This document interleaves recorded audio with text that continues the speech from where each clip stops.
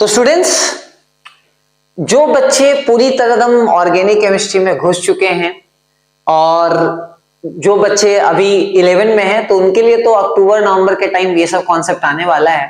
But 12 में अगर आप हो तो ये तो कॉन्सेप्ट आ चुका है कि ये जो ऑर्गेनिक केमिस्ट्री में जो ये कर्व वगैरह आप देखते हो, ये कर्व का मीनिंग क्या है। ये ऐसा कर्व आप देखते हो, ये कुछ ऐसा कर्व आप देखते हो, ठीक है, कुछ आप ऐसा कर्व आप देखते हो, ये सब है क्या। तो आज मैं यही सारा कुछ आपको डिकोड करने वाला हूं, बताने वाला हूं कि ये सब कर्व का मीनिंग क्या क्या है, ठीक है ना। तो चलो यही से शुरुआत करते हैं। ये जो मैंने कर्व बनाया इसी पे करते हैं। देखो ये कर्व है क्या। सबसे पहले ये कर्व होता है ऑर्गेनिक केमिस्ट्री में generally energy versus reaction progress पे, कि जैसे जैसे रिएक्शन हो रहा है वैसे वैसे, ठीक है, रिएक्शन का एनर्जी मतलब रिएक्टेंट का एनर्जी जो है वो कैसे चेंज कर रहा है। जो रिएक्टेंट पे रिएजेंट अटैक कर रहा है, ठीक है ना, जो सबस्ट्रेट पे आपका अटैक कर रहा है रिएजेंट, तो वो कैसे उसका एनर्जी में चेंज आ रहा है ड्यूरिंग द रिएक्शन, वो ये बताता है। जैसे एग्जांपल समझो कि मान लो मेरे पास एक 1 डिग्री अल्काइल हैलाइड है और एक सपोज करो न्यूक्लियोफाइल इसको अटैक कर रहा है, तो इसका एनर्जी में चेंज कैसे आएगा। तो ऐसी बात है, पहले एनर्जी क्या बढ़ेगा और जो सबसे टॉप पे जो होगा, सबसे हाईएस्ट पॉइंट होगा, इसको बोलेंगे ट्रांजिशन स्टेट। क्या बोलेंगे?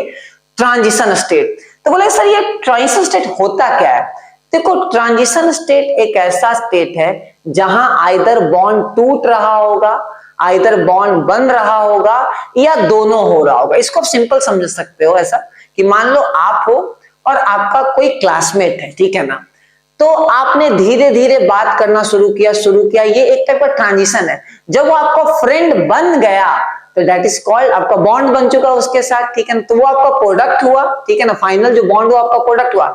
लेकिन जो बीच में जो स्टेज आ रहा है, ठीक है ना, उसी को बोलते हैं ट्रांजिशन स्टेट। कि भाई धीरे धीरे जब आप बात कर रहे हो, एक दूसरे को जान रहे हो, that is called transition state. ये जो पीक होता है इसी को बोलते हैं ट्रांजिशन स्टेट।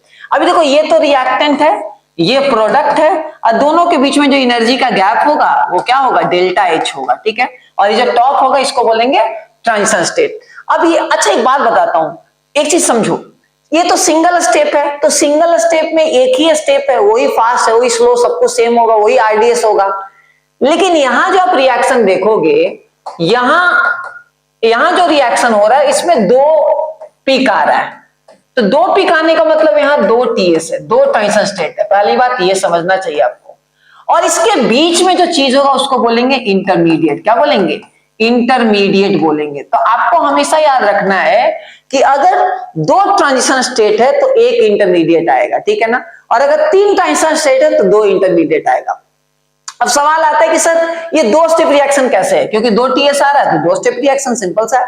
ये सिंगल स्टेप रिएक्शन है, एक ही टीएस आ रहा है। तो सर क्या ये कर्व हमेशा पहला वाला ऊपर वाला क्या बड़ा होगा?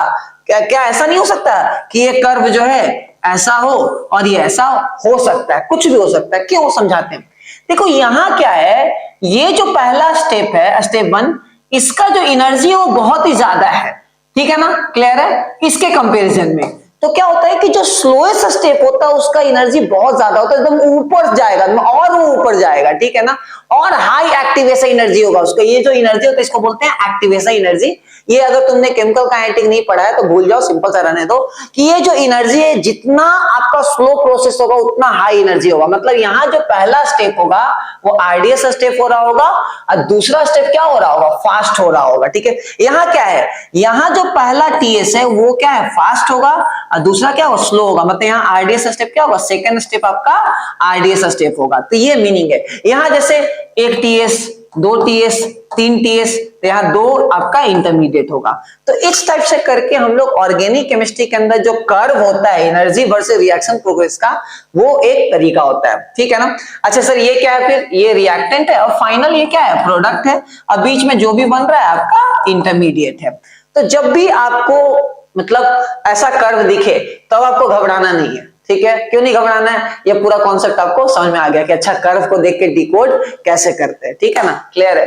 तो अच्छा इसका आरडीएस स्टेप, अगेन यहाँ स्टेप 1 आरडीएस है, यहाँ स्टेप 2 आरडीएस स्टेप है। आरडीएस का मतलब रेट डिटरमाइनिंग स्टेप, ठीक है ना। इसमें ऑर्गेनिक केमिस्ट्री में इसका बहुत बड़ा रोल है। अगर वीडियो आपको बहुत ही इजिली समझ में आया हो तो लाइक कर दो, कमेंट कर दो। अगर किसी को केमिस्ट्री मुझसे पढ़ना है तो आप कमेंट बॉक्स में बता सकते हो, ठीक है ना। आपको इंस्टीट्यूट कांटेक्ट कर लेंगे। Take care, bye bye, best of luck.